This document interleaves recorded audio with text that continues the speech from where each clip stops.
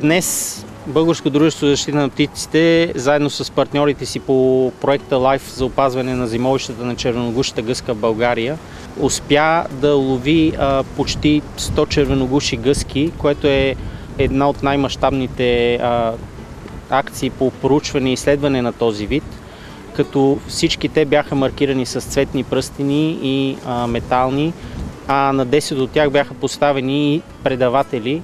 2 от които сателитни, целящи проучване на миграцията на този вид. Данните, които ще бъдат събрани от това телеметрично проучване, са особено ценни, тъй като това ще помогне за набелязването на бъдещите природозащитни мерки за опазване на основните места за хранене и почивка на този вид, а в партньорство с наши сродни организации от Румъния, Украйна и Русия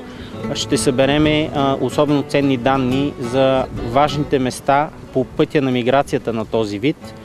и проблемите, с които срещат червеногушата гъска по време на миграцията си.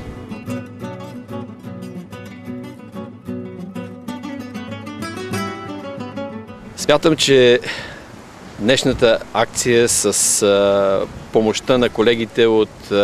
Българско дружество за защита на птиците беше изключително успешна